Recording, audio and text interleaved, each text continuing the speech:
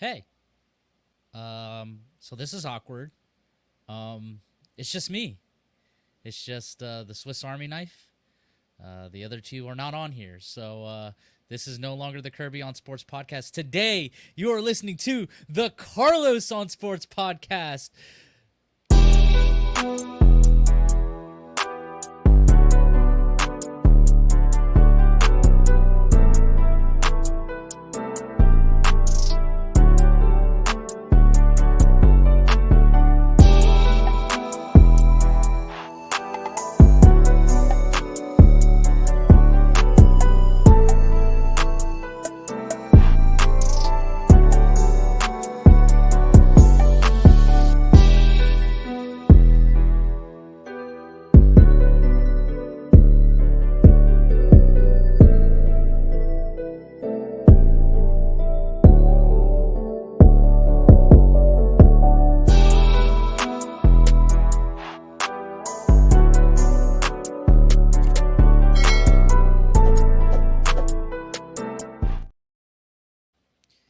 Yes, what is up, everybody, and welcome back to another edition of the Kirby on Sports podcast. X-nay on that. Tonight is the Carlos on Sports podcast, episode 172. I am your humble host, Carlos the Swiss Army Knife Martinez, and I will be your guide on this episode. Like I said in the opening, Dan and Kirby could not make it on. Kirby's a little busy this week. Dan is also a little busy. So I took initiative and I recorded an episode for you guys. We're going to make it a really short episode. It's not going to be a typical 2 hour, 1 hour and a half episode. Hopefully, we're going to try to keep it contained within an hour. I'm not sure yet. We'll see how it goes. But we're also going to change the format of this episode in terms of I'm going to give you my 5 winners and 5 losers of this week in the NFL. We're going to talk a little MVP, Hurts versus Mahomes. And then I'm going to give you a quick preview of the World Cup final, which is this Sunday between Argentina and France. But before we continue, I have to thank our sponsors, PM Plus Reserves, Shenandoah Primitives. I do not have the whole list here. Give me 1 second. There we go. Yeah. PM Plus Reserve, Shenandoah Primitives, Mark Francis with Icon Real Estate, Dr. Dave with Leadership Corporation, and Barrett Pest and Termite Services, who, of course, without their support, the Kirby on Sports, X-nay again on that, the Carlos on Sports podcast would not be possible. So, yeah, let's get into it, guys. So, a very interesting week in the NFL this week. We had third stringers winning games. We had the worst team in the NFL give one of the best teams in the NFL a run for their money. We had a quarterback who got picked up in waivers, orchestrated game-winning drive after only coming in on on a Tuesday, I believe. He only had like a couple of days of practice. So there was a lot. There's a lot to break down here. So let's jump into my winners and losers. This format is going to go like this. We're going to do 1 winner, 1 loser, and we're just going to alternate between the two. It's going to be winner, loser, winner, loser, winner, loser until I've done 10 or 5 of each, basically. So my first winner for this week, and I think the overall winner, I think everybody can agree with me, this guy definitely won the week. Winner, Mr. Irrelevant, is Purdy good. That's right, Brock Purdy. Brock freaking Purdy. All right, let's break this down. So, the San Francisco 49ers have been on an absolute roller coaster ride of a quarterback situation. Okay, they were expecting Trey Lance to be the guy at the beginning of the season. They had the whole Jimmy G drama. Then they couldn't get rid of Jimmy G because his contract was too big. So they restructure it and keep him on the team. Trey Lance gets hurt week 2, breaks his ankle, kind of in the same way that Dak Prescott broke his a couple years ago, and so luckily they had Jimmy G in the ranks, and Jimmy G's been the quarterback since then. Of course, a lot of people have been saying that Jimmy G is was going to give the 49ers the best chance at winning this year. He is a proven winner. Sure, he's not flashy with his stats or his pass, but he's a good game manager. Well, he breaks his foot. So now you're down to your third string. You're down to this kid, Brock Purdy. He was the last pick of the NFL draft this past season.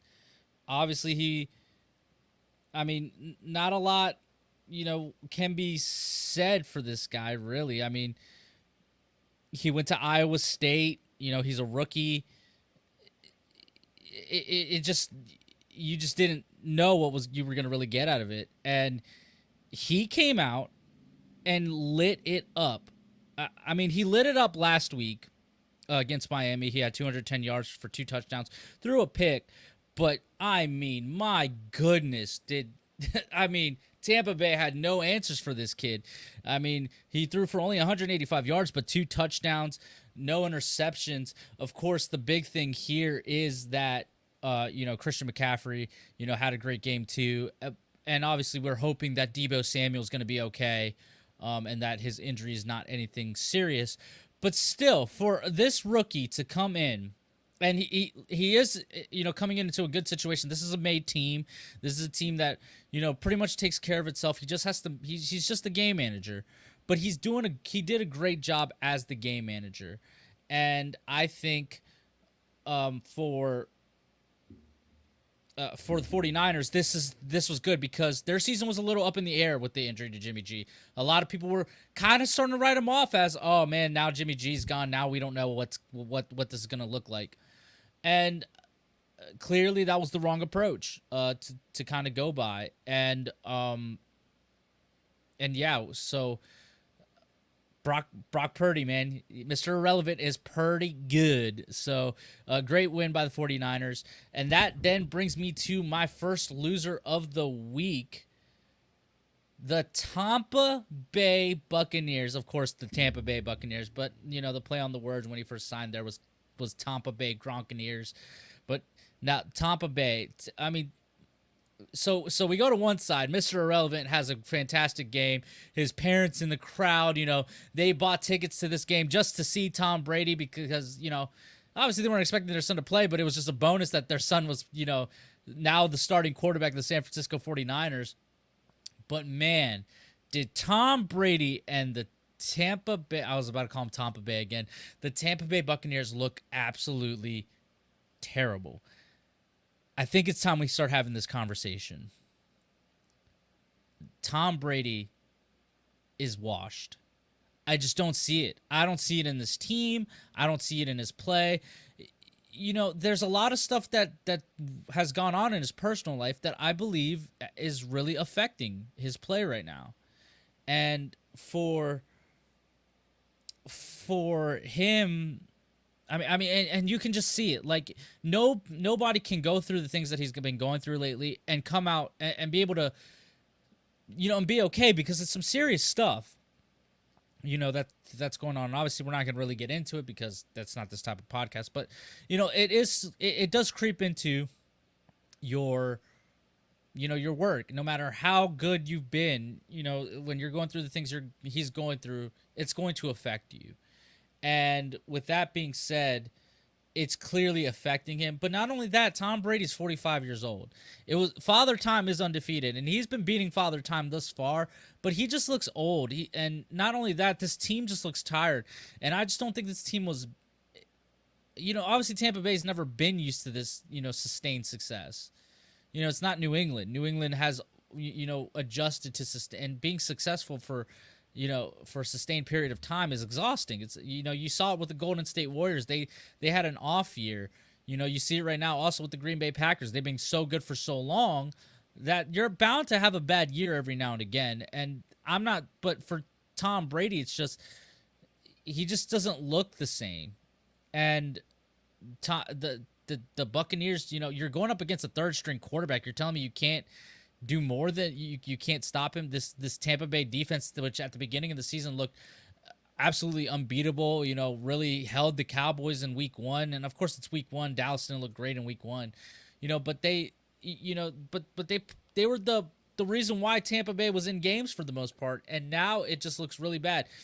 On top of that, with this loss, it still leaves the division up in the air. Like, it's not like Tampa Bay has this division on lock right now. Right now, the Carolina is right behind them by one game. If Carolina wins out, they win the division. So Tampa Bay is still in the driver's seat. But I just don't know how good they're going to be in the playoffs. I think they're going to, I mean, the matchup will be against the Dallas Cowboys because most likely Dallas is going to get the 5th seed. And then, and yeah, then it'll just come down to who's in the NFC South. Now, obviously, it would be kind of poetic, I guess you could say, for Dallas to be the ones who end Tom Brady's season, you know, despite the fact that we've never beaten Tom Brady before, right? We've never beaten the man. And it'd be nice, but I don't want to face Tom Brady in the playoffs, okay? As a Cowboys fan, I'm afraid of Tom Brady. You know, he's, like I said, we've never beaten the guy. And it sucks. It really sucks that we've never beaten the guy. But yeah, they look really bad. There was nothing. I mean, Mike Evans just does not look like the same guy. He's normally a dominant receiver, just hasn't looked that way in a while. And I just think that, I just think that this just isn't. I mean, this just isn't it. Obviously, it's scary playing Tom Brady in the playoffs. You know, playoff Tom is different. But I think for sure that first round matchup is very favorable to the Dallas Cowboys, in terms of that because it's either going to be Carolina or it's going to be Tampa Bay, and it'll be interesting to see what happens there.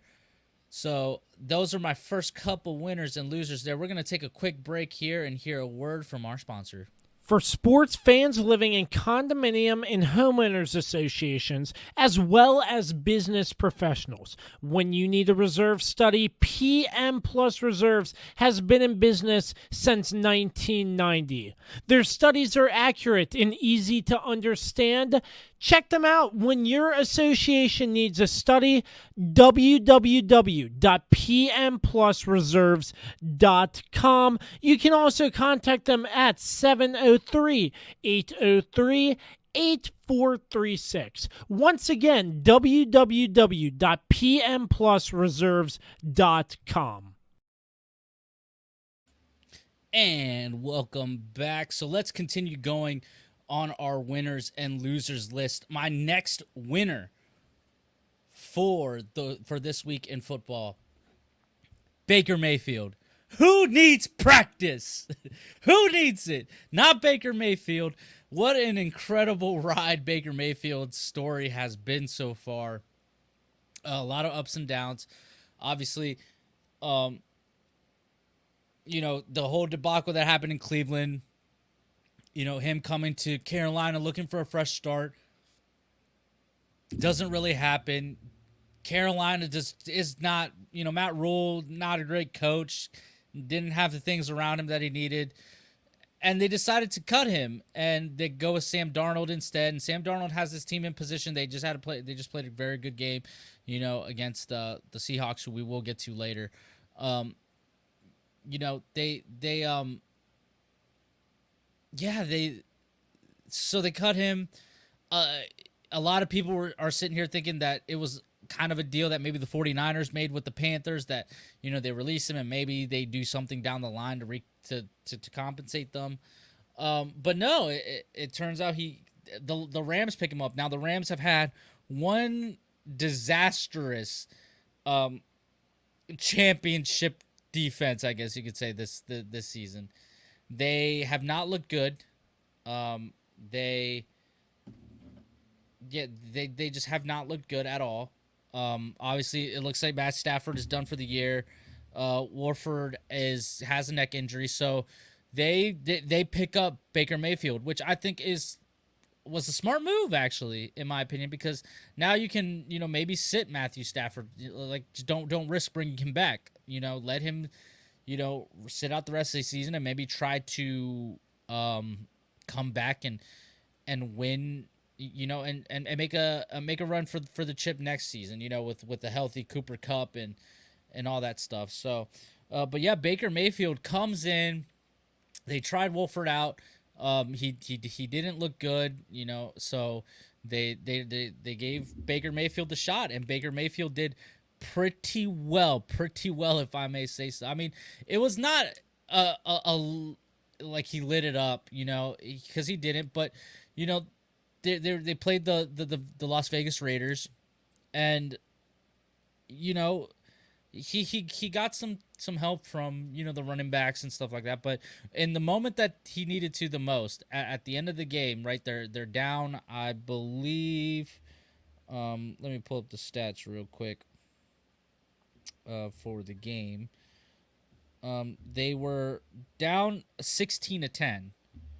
And you know Baker Mayfield orchestrates a game-winning drive at the end, and you know it was beautiful. A lot of people were like, "Oh, this literally ended the same way as the Monday night game between Tampa Bay and New Orleans," which everybody was praising Tom Brady then. I was just like, I'm not impressed. It's against New Orleans Saints, like this isn't anything. And then of course you see they get completely smashed by the by the 49ers. But Baker Mayfield to come in, literally only have a couple of days of practice, not a lot, because again it was a short week for them. This was a Thursday night game. Is pretty incredible. And I'm happy for Baker. I think he's kind of he's been dealt kind of a bad hand. He had the Brown. He's not like he's not a Patrick Mahomes. Like, he's not gonna light it up, I guess you could say. And he's gonna make some boneheaded decisions, but the dude wins games, and he got Cleveland to the playoffs. He was and you see how Deshaun Watson played. He's not on my losers list, but he definitely should be on my losers list because he did not look good. But you saw how he played. He would get things done, and they were a few years ago just a couple plays from beating the Chiefs, and it didn't happen. But he got him to the playoffs. Like, he got him there. He did what he had to do, and it just wasn't good enough for the Browns organization that they ended up trading for Deshaun Watson, all that stuff. So, it makes me happy to see that, he's been dealt such a crappy hand, and I went through it with, all the stuff that happened in Carolina and all that stuff, that, for him to come to this organization that's, got a good head coach in Sean McVay, that has sustained success, that maybe he can, maybe he sits behind Matthew Stafford and kind of learns from Matthew Stafford. Not saying, he's not a rookie, but maybe he just needs somebody to kind of show him, how to be a consistent quarterback in the NFL, which I don't think he's ever really been around, a guy like that. So maybe being around Matthew Stafford, just being in that organization, is going to do great wonders for him. So my second winner, of course, is Baker Mayfield. All right, my second loser, and this one hurts, is the Dallas Cowboys. Man. What more to say? The Dallas Cowboys had a rough week, let's say. It was a very frustrating game to watch. We pulled it out at the end, thankfully. But I mean, it just completely fell, and it really felt like it just felt off all day, right? It felt weird playing at the 1:00 slate. It felt strange. I don't know, just something just felt weird about the day. Like, I just didn't feel it. And it just felt like the crowd didn't feel it. A lot of the Cowboys media stuff, like Blogging the Boys and all that stuff, they were all very, very kind of disrespectful to the Texans. And I mean, how could you not be? They were a one-win team, and they're the worst team in the NFL right now, and didn't really like preview the game. The Vegas odds makers were giving us a 2 touchdown spread on them, a 14-point advantage on them, and it just didn't something just didn't feel right. Before the game starts, our safety gets hurt. He ends up being okay, ends up starting the game. And then, Turpin muffs the punt. We shut him down on that first drive. Turpin muffs the punt, and from that moment, that's where it all really changed. And then, of course, they started doing this weird 2 quarterback switch things where they would have, Mills in, and then they would put in Driscoll in, and they would just keep switching in and out. And it was kind of something I don't think Dallas really prepared for. I don't think they really saw that coming. So, and of course, Driscoll is a very different player from, Davis Mills. So it was just a weird game. And I thought we lost it. I really did. I thought we lost the game when Dak Prescott threw that second interception right there at near our end zone, and luckily our defense was able to hold and really and really save us. DeMarcus Lawrence, of course, making that goal line save, right, and stopping Driscoll from getting in on 4th down. But of course, the biggest story coming out of this game is we lost Terrence Steele, our right tackle, who has been having an incredible year. He's done for the season. He tore his ACL and MCL, I believe it is. So he's done for the year. And so they put in, this guy named Josh Ball, who we a lot of us Cowboys fans said it from the beginning, like, we don't have a lot of faith in this guy. He's just not good. And he really struggled during this game, especially I put a lot of the blame for that interception on Josh Ball, because Josh Ball on those last 2 plays there was atrocious. He was so bad. He could not stop his man whatsoever. And a lot of credit goes to the coaching staff for the Cowboys. I do have to give them some credit here. I do think the play calling was absolutely terrible. Kellen Moore really needs to figure that stuff out. He deviated from the run game too quickly. He abandoned it, and it really hurt us. Against the Colts, we did a lot of we moved CD a lot, and then in this game we barely moved him at all. And he was barely a factor in this game. But a lot of credit has to go to the coaching staff for noticing that, like, hey, this guy just doesn't have it. He's struggling, and we have to protect Dak Prescott because, he's 1 hit away from being out another 6 weeks. So we got to make a change here. And the story has come out that, so they ended up switching him out. And when you watch that last drive, notice that it's Jason Peters who was in at right tackle. And notice how much more stable that right side was. Jason Peters, I believe, used to play right tackle 10 years ago. So it's been 10 years since he's played the position.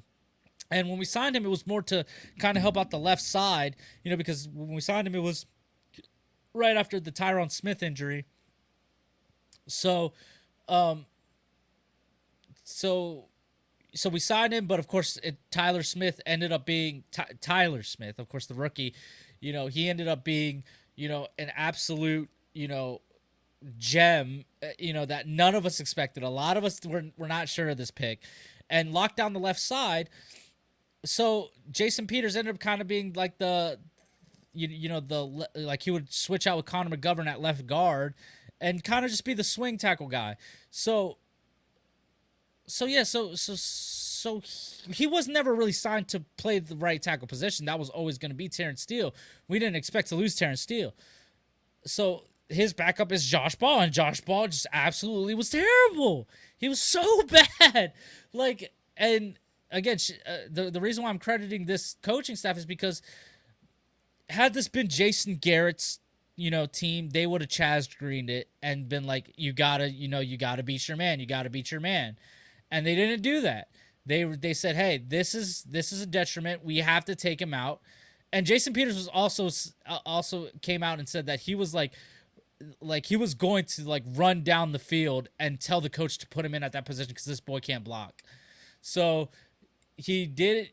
Luckily, he didn't have to do that. They told him to get in there and do it, and he really solidified that right side of the line. Dak Prescott had, you know, a very weird, strange game, and the reason why they're on my losers list is because this can't happen. You know, if this team really has Super Bowl aspirations for this season, we have to be able to blow teams out like this. Now, granted, the Houston Texans, for them, their biggest thing this season that they have been saying is, listen, no matter what happens this year, we have to beat Dallas.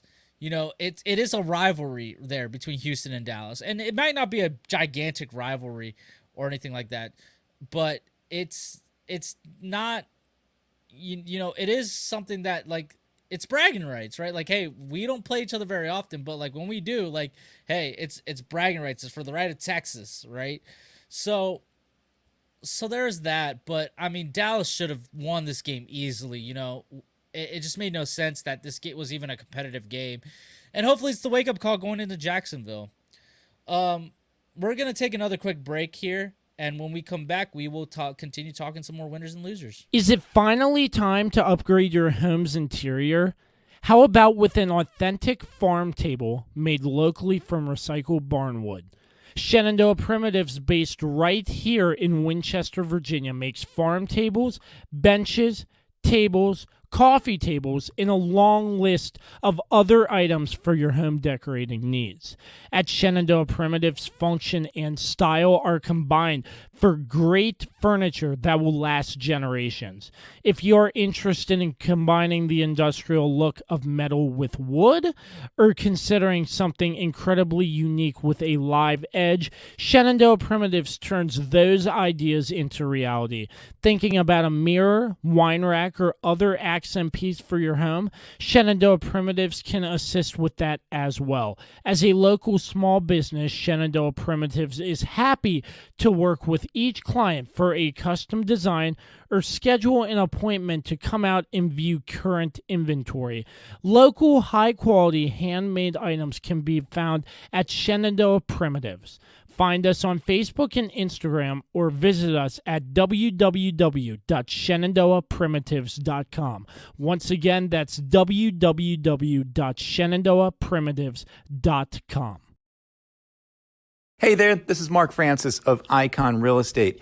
If you have any real estate needs in the Winchester surrounding area, including West Virginia, give me a call. I've got extensive experience, been in the business for almost 20 years, and would love to help you out. Track me down at Icon Real Estate, iconsells.com, or even give me a call, 540-247-1527. Again, Icon Sells, ICONSELLS.com, and I would love to chat with you and help you out. Give me a call. All right, we are back. Sorry that it's really dark in my room. Not great lighting. So if you're watching on the, if you're watching the video form of this podcast, it's really dark in my room right now. Not great lighting. I had to kind of do a makeshift studio real quick in my room, and I'm trying to figure out this lighting situation. So I apologize for that. Hopefully this will help. But yeah, let's just get back into it. Our winners and losers. My next winner, the Detroit Lions. There we go. There's some lighting for you. The Detroit Lions are my next winner. They looked, I mean, they beat the Minnesota Vikings, and they are honestly still in the playoff hunt. They really are. They can make a run for the 7th seed right now. They really could. I believe they'd have to win out, if memory serves me right. But they've looked so good this whole season, really. You know, they've lost some pretty close games. You know, obviously they lost to the Eagles in the beginning of the season. You know, they lost to Dallas in Dak Prescott's first game back. You know, it's not you can see the improvement in this team. And honestly, it's great to kind of see Jared Goff succeed a little bit. Of course, he was good. He got this is a guy who got to the Super Bowl. Like Jared Goff got to the Super Bowl. Like don't forget that.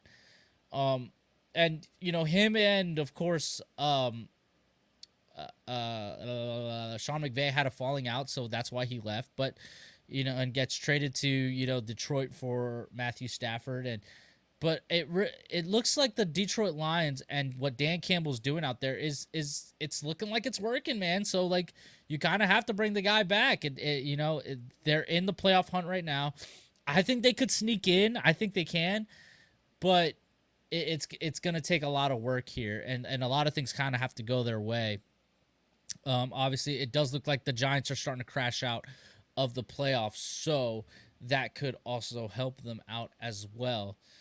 But yeah, they look good. I mean, they beat the Minnesota Vikings, which helps the Dallas Cowboys. Of course, now we have the tiebreaker. So, say the Eagles fall, they lose to us, and then they lose another game, we would get the 1 seed. So let's hope that this happens as us, for us Cowboys fans. Let's hope this happens, and it can be all thanks to the Detroit Lions because we have the tiebreaker against the Minnesota Vikings as well. So that would put us above them for the 1 seed if that comes to pass. But of course, the logical conclusion is it's going to be the 5th seed. But again, we're off the Cowboys. We're talking about the Detroit Lions. But yeah, they look fantastic.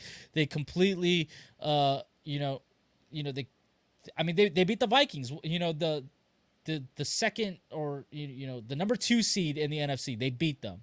And this is not good for the Vikings. The Vikings are struggling. They did not make my losers list. They should have made my losers list, but they didn't. But they're struggling really hard right now, and it's not a good sign that they are starting to so winner Lions, loser the NFL's concussion protocol. Listen, this is going to be short, but what happened on Monday night during the Patriots-Cardinals game for the NFL concussion spotter, whose job is to point this stuff out and not see that Devontae Parker from the Patriots was clearly concussed, is terrible. That's a bad look for the concussion protocol. These guys need to be on their A game, and you can't have that. Literally, you have one of Devontae Parker's teammates literally begging the refs to stop because like you could tell the guy was not good. He was clearly woozy, clearly concussed, and that's dangerous. These guys have to be able to pick that out. All right, so get your stuff together, NFL concussion spotters. Okay, get your together because somebody's gonna get seriously hurt if you don't. My next winner, Justin freaking Herbert. He's better than Tua Tagovailoa. It's official. It's official. You're gonna take Justin Herbert over Tua now. The argument is over. So I mean, obviously that's not necessarily true, but Justin Herbert had one hell of a game. The guy is so good, and it just really sucks that he's living in the Mahomes era, I guess you could say. It does suck that is happening. This isn't helping, by the way, so I gotta. But yeah, it really sucks that he's living in the Mahomes era, because he should be talked about more. And of course, you got quarterbacks like I said, Mahomes. You got you got Josh Allen up in Buffalo. Then you got Joe Burrow in Cincinnati. You got Jalen Hurts having a hell of a season. In Philly. Yeah, he's kind of sometimes lost in the mix, and he always does have to reintroduce himself, to the NFL world, and he really did. He looked good. It's good to see his weapons back, and and Keenan Allen, and of course Mike Williams. When those two are out there, man, it's just it's a different game for him. And yeah, it's just it's good to see him. Okay, that should help a little bit more. yeah, it's good to see him, really start to get his due again, and get his praise back. But yeah, a big win for the Chargers. They of course beat the Miami Dolphins, and of course Tyreek Hill scoring that crazy fumble return touchdown, which was awesome. It was awesome. But yeah, Justin Herbert's my winner. My next loser is the Seattle Seahawks. Listen, Seattle has lost every game to the NFC South. They lost to Tampa Bay, Carolina, New Orleans, and Atlanta. Right now, listen, we're all happy for Geno Smith. He's had one hell of a season so far. But what happened against the Carolina Panthers was absolutely abysmal. He really, really, really struggled. And it was not a good look. It was not a good look. So yeah, I mean, I just don't know. I don't know what you do with the Seahawks. I mean, I don't think right now they make it in. I think right now in my playoff is obviously it's going to be it's probably going to be Philly 1, Minnesota 2, San Francisco 3, and of course they're going to play here this week, I believe, San Francisco and Seattle. So this is really their playoff lives are on the line here. But yeah, I'm going to go San Francisco 3, probably Tampa Bay 4, Dallas 5, Washington 6, and then that 7th seed is what's up in the air right now because it could be the Giants. It could be they have to win a couple more games here. They have this big game against Washington on Sunday Night Football. Then they have this, then they still have a game against Philly, to go here. So they have all that. No, those aren't guaranteed wins. And I don't know. It's just I don't know who gets that 7th seed, but Seattle right now, they still have a game against Kansas City. They have a game. They have a tougher schedule to go through, and it'll be interesting to see what happens here. But they need to get it together if they want to make a playoff push and really stick it to Russell Wilson. Who of course. Had himself a decent game before he got concussed. I mean, they made a comeback against the Kansas City Chiefs, but he's not on my winners and losers list. So, with that being said, my last winner for this week is me. I'm the freaking winner this week, okay? Because guess what? I showed up. I'm on this podcast. Where are the other two? That leads me to my last loser. The other loser is the rest of the 3-man booth. Those cowards didn't want to come on this podcast and face my wrath, okay? As if I had much wrath to give, but they didn't want to come on here, okay? They didn't have to face me. They didn't want to face the truth that their teams are nothing compared to mine, okay? Both of my teams. I luckily have 2 teams. But they were too busy to get on this podcast. It's fine. It's fine. I'm gonna run a show. This is why this is no longer the Kirby on Sports podcast. This is the Carlos on Sports podcast, baby. Okay. So I'm the last winner of the week. They're the last losers of the week. And with that being said, ladies and gentlemen, we're gonna take another break. And when we come back, we are going to talk about a little MVP race. Hey, sports fans. Thank you for listening to and supporting the Kirby on Sports podcast with founder and host Josh Kirby, along with lead contributor Dan Dembski. Like, subscribe, and give them a 5-star rating wherever you get your podcast from. My name is Dr. Dave Miles, founder of Dr. Dave Leadership Corporation. Our company helps leaders build engaged and productive teams. Exclusively for listeners of the Kirby on Sports podcast, you can take an opportunity to discover your primary communication style and learn more about effective communication with others. Text Kirby to 757-903-0743 for your free copy of the Working From Home Communication Assessment, where you'll learn your primary communication style, how to better communicate with others not like you, and tips on working remotely based on your personal communication style. 10 minutes, tons of resources. Learn about yourself and your team. Again, text Kirby to 757-903-0743 for your free assessment report today. I'm Dr. Dave Miles, founder of Dr. Dave Leadership Corporation, where we help you and your team be more engaged and productive by understanding each other better. Back to you, Josh. Correction, back to you, Carlos, because Josh Kirby is not on this podcast, okay? It is the Carlos on Sports podcast. Welcome back, ladies and gentlemen. Let's talk a little MVP here. Listen, the MVP race is down to two people. Jalen Hurts and Patrick Mahomes. Mahomes versus Hurts. It hurts so good to be a Mahomie, okay? Listen, you know where my hat is going to fall. I'm going to always go with Patrick Mahomes. He's the greatest quarterback we've seen play the game in a while. Obviously, Tom Brady's the GOAT, right? But in terms of just what he does, this is the Michael Jordan of football right now. And, you know, from that no-look pass that he threw to McKinnon this week, you know, to, you know, just the crazy things he has already done. I mean, he's already won a Super Bowl. He's already won an MVP and all that stuff. He's done that in his short career.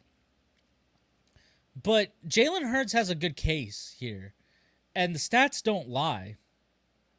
He's put up great stats. And on top of that, the team is winning. Now, Michael Parsons went on to Von Miller's podcast, you know, this week and kind of made the, I guess you could say, the case that anybody, you know, that it's more, he's a product of the system than, you know, than just him, right? And it's a fair assessment, I guess you could say, right? Like, he's got a lot of talent around him, but I'm not going to necessarily sit here and say that that any quarterback could come into this system and succeed. I can't sit here and say that, you know, give me that Jeff Driscoll could come in and do something, you know, with this team. I'm not going to sit here and say that Marcus Mariota would make this team successful. I think Jalen Hurts has really improved this season, and he's really surprised me because I didn't have a lot of faith in Jalen Hurts. You know, I've seen him the past 2 seasons. I haven't been overly impressed by Jalen Hurts. I thought he was overrated, or not really overrated, but I just didn't think he was going to be the answer for Philadelphia, and he's really, really answered the call this season and shown, hey, like, I'm the guy here. Like you don't have to think about getting another quarterback. Like, it's me. Like, this is my job. Like I took this from Carson Wentz for a reason, you know? And it's interesting to see, right? Obviously, I'm a Cowboys fan. I don't like the Eagles. I don't like Jalen Hurts just because he's like, you know, I don't like him because he is like our rival, right? But taking my personal emotions aside, Jalen Hurts has a really strong case for MVP. He really does. And anybody who argues otherwise is wrong. I think right now, if I had to guess right now, Jalen Hurts would probably win because Mahomes has been a little shaky lately. Mahomes has had a good season, but he's been a little shaky. That loss against the Bengals. This game against the Broncos, where he throws, you know, 3 interceptions. Lets Denver get back into it, despite the fact that they were leading 27-0.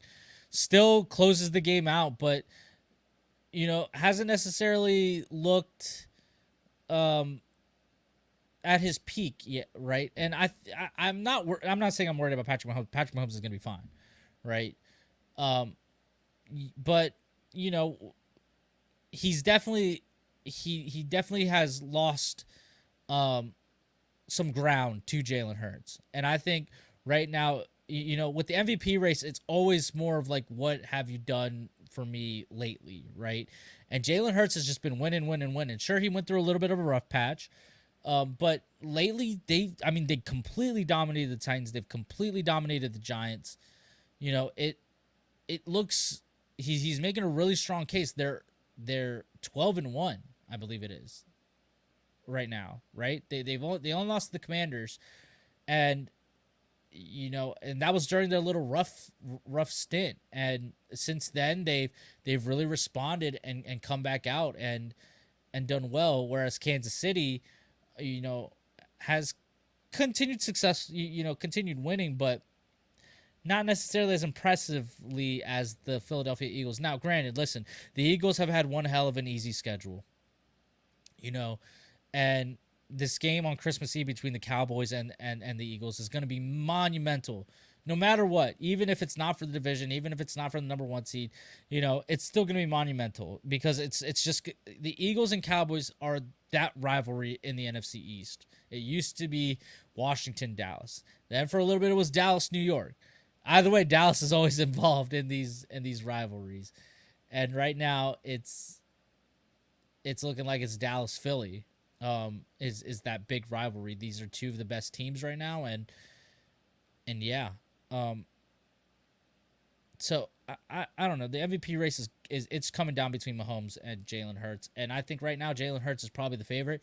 My vote is going to go to Patrick Mahomes always. I think he's just been the better. I just think he's just been the best player this season, but I can understand Jalen Hurts, right? I can understand it. All right, we're going to take one more break, and when we come back, we're going to break down the World Cup final. We're going to have a little bit of a preview there, and then we'll say goodbye. You may have heard the saying, it's not if your home will get termites, it's when. At Barrett Pest and Termite Services, we're doing our best to refute that saying one home at a time. Our thorough inspections and treatments are designed to keep your home or business termite-free. Termites cause $5 billion in damages every year. A preemptive inspection is one of the best ways to keep that from happening to you. Because once you see evidence of termites with the naked eye, you can be sure they've already been at work for some time. Put a stop to termites and the damage they do by calling Barrett Pest and Termite Services 540-340-3922. Barrett Pest and Termite Services 540-340-3922. Sunday, 10 a.m. Eastern Time. That'll be 7 in the morning Pacific if you're on the West Coast listening to us. Live from Qatar. 4 years in the making, ladies and gentlemen. The Last Dance. Argentina. Lionel Messi, the greatest club soccer player to do it, looks to cement himself on the international stage and win the elusive World Cup that has eluded him his whole entire career thus far. But he faces the reigning, defending, undisputed FIFA World Champions from 2018, France, and their reign, or their campaign, I should say, to become back-to-back world champions. Hasn't been done in a while. They are looking to be the first team to do it in I don't know how many years. It's been a while. So listen, this is going to be a great match. It was a great semifinals. It's been a great tournament overall. I've really enjoyed it. Of course, this is now, now everybody's kind of starting to set their eyes towards 2026, but we still have we technically have 2 more games to play here, in Qatar before we can close the book on the 2022 World Cup and start to look forward to the 2026 World Cup, which will be right here in the greatest country on earth, the U.S. of A. And, of course, some games in Canada and some games in Mexico, our lovely neighbors. But, yes, it's looking – this is a dream final. It's 2 of the best teams. They both – Argentina won their semifinal pretty convincingly against Croatia. And France today kind of – they got the early goal and then,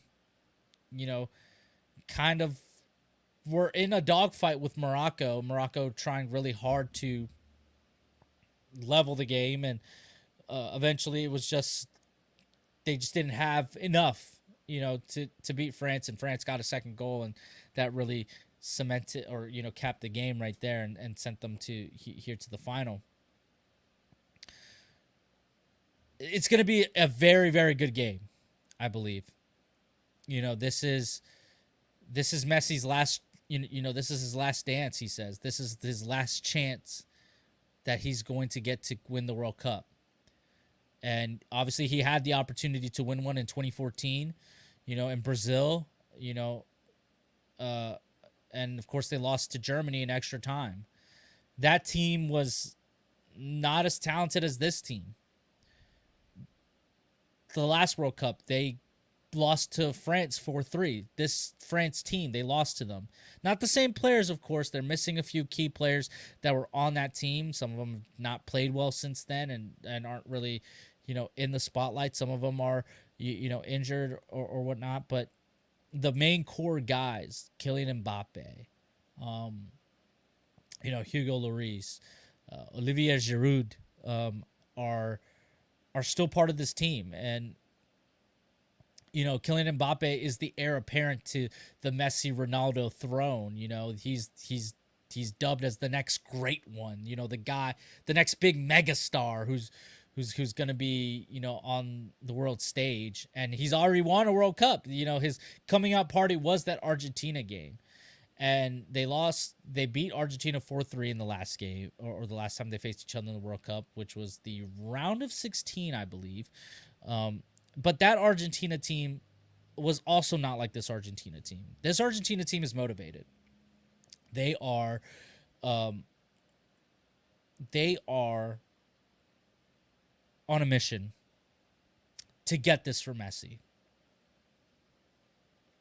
Listen, Lionel Messi is one of the greatest players to ever do it. I've been a big Messi fan for years. Ever since I became a fan of Barcelona. He was obviously at Barcelona for many years. He was the guy who really brought us success. Seeing all the incredible things he did at the club level was always great to see, but it never translated to the international stage until 2014, where he really put the team on his back and tried to get them there and came one game short. Whereas then in 2018, it was just a lead up of events, right? They had lost 2 Copa America finals in penalties, and then they also lost, and then just by the time they got to the World Cup, it just didn't look great. Brief retirement, but was convinced to come back. They made some changes, and here he is back on, in Argentina, and he's said, "Hey, this is it. This is my last World Cup." They start the tournament off rough. They lose to Saudi Arabia, but it wasn't out of the question that they could still win it. Listen, Spain in 2010, they lost. They lost their first game to Switzerland. Switzerland's a different team than Saudi Arabia. And of course, like 2010 Spain, one of the greatest teams you'll ever see. The amount of talent on that team was crazy. And they lost the first game, right? But then they went on to win every game after that, and they won the whole thing. And that's pretty much what Argentina's done. Messi said it. Hey, don't give up faith. Like, he told the Argentina fans that. Don't give up faith. We're here. Like, we're not going to leave you stranded. Just keep the faith here. And they did. They've beaten Mexico. They've beaten Poland. They've beaten Australia. They've beaten, right? It was Australia, right? Yeah, they've beaten Australia. They had a tough game against the Netherlands where they were leading 2-0. And then right in the last 10 minutes, they give up 2 goals and go to penalties and win in penalties. Then they have this kind of easy win against Croatia, where Croatia never really looked like they were ever going to win the game. But now they're here in the final, right? This is the dream. This was the goal. Get to the World Cup final. They didn't have to go through Brazil. They didn't have to go through, these tough teams. But now they're facing the toughest test. They're facing the world champions. And the world champions have been they've been good, but they haven't been able to really, this last game against Morocco was their first clean sheet. They concede goals. That defense isn't rock solid. I guess the difference being with this France team is Olivier Giroud is scoring. In 2018 when they won the World Cup, he didn't score a single goal, and of course he wasn't even supposed to be the striker in this game or for this team. He was supposed to be the backup guy, because Benzema was going to be the guy. Of course, the reigning Ballon d'Or winner. The best player of the last year. He was supposed to be the guy, and he's not on this team. So, because of course he's injured, and that's why that's why Giroud is getting a lot of the minutes. So, yeah, it's going to be an intense matchup. Listen, I'm rooting 100% for Argentina. I want Messi to win a World Cup. But I can't deny that Kylian Mbappe and France are also on a mission. They are on a mission to become back-to-back World Cup champions, which hasn't been done in forever, since Brazil. Brazil were the last back-to-back World Cup champions. The last time this has happened, where the defending World Cup champs made a successful, and again, this is unprecedented, really, for because the past 3 World Cup, I guess you could say 3 World Cup winners or 2 World Cup winners. I'm not sure. The last few World Cup winners and on their title defense, that were not good. They all got eliminated in the group stage. In 2010, they won the 2006 World Cup. They crashed out in the group stage in 2010. Spain 2014, of course, Spain wins the World Cup in 2010, crash out in the group stage in 2014. Germany 2018, they win the World Cup in 2014. 2018, they crash out in the group stage, and then they crash out again in the group stage in 2022. So for France, they've really knocked this curse of the champions not being good the next time out, right? And it's not as if France has always been playing good in these past 4 years, right? These past 4 years have been kind of troublesome for the French. It's not like they're competing for the Euros. I mean, it was England who was in the Euros. And, of course, France beat England in the quarterfinals, right? Italy didn't even qualify for the World Cup, and they won the Euros. But they didn't qualify for the World Cup, which is insane. But, for France, it's been kind of just like, it's been kind of just like, okay, you guys won the World Cup, now what? Okay, but here, when the lights are the brightest, they showed up. They're the defending champs. They showed up, and it's pretty cool to see. So, with that being said, I mean, it's gonna be a great game.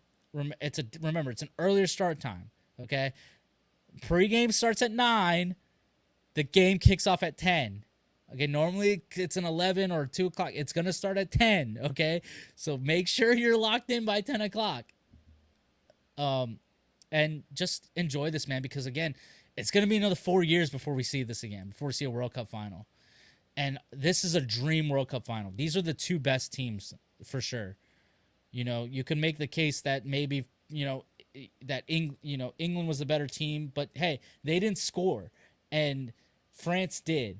And they closed the deal. They have been playing pretty well, and yeah, just enjoy this, appreciate this, and appreciate this moment with Messi, because this is probably the last time we're gonna see him. This is the last time we're gonna see him in a World Cup. He's not gonna come to 2026. He's not gonna be here in America, for that, or he's not gonna be playing for Argentina in that World Cup. He might be here in America if he decides to come play for MLS. So enjoy it. Enjoy Kylian Mbappe. He is the guy. He's the heir apparent. So it'll be interesting to see this matchup between Argentina and France. And hopefully we get that beautiful, beautiful ending for one Lionel Messi. And hopefully, he gets his dream send-off. And we get to see him lift that World Cup trophy. He's already lifted Copa America. So he's already won that. This is literally the last trophy that he's missing, in his career. He's won plenty of La Liga titles. He's won plenty of Copa del Rey titles. He's won Champions Leagues. He's won, he's won the French League. Of course, he's never won the Premier League, but you're not going to win every league, countries. He's never played in the Premier League. So there's that. But this is it. This is it. This is the last trophy he's missing. He got the monkey off his back by getting Copa del Rey, Copa America, but now he needs this because obviously he didn't win it in 2014. So he needs this, and it would be just a perfect way for the game to thank Messi for all that he's done. So with that, ladies and gentlemen, that'll do it. That will do it for me. I of course am Carlos the Swiss Army Knife Martinez. Signing off. Before I do, though, I need to thank the sponsors: PM Plus Reserve, Shenandoah Primitives, Mark Francis with Icon Real Estate, Dr. Dave Leadership Corporation, and Barrett Pest and Termite Services. Hopefully the 3-man booth will be back next week. I don't know what's going to happen next week. Next week is Christmas week, so it's going to be a little busy. It'll be interesting to see what happens. If we have an episode or not, we'll talk about it. But those cowards didn't show up. I'm sorry. I'm lying, guys. They were just busy. They got a lot going on. So luckily I had some free time, so I was able to do this episode for you guys. This is the Carlos on Sports podcast. And yeah. So yeah, with that being said, this has been the Kirby on Sports podcast / Carlos on Sports podcast. And I will catch you guys next week. Later.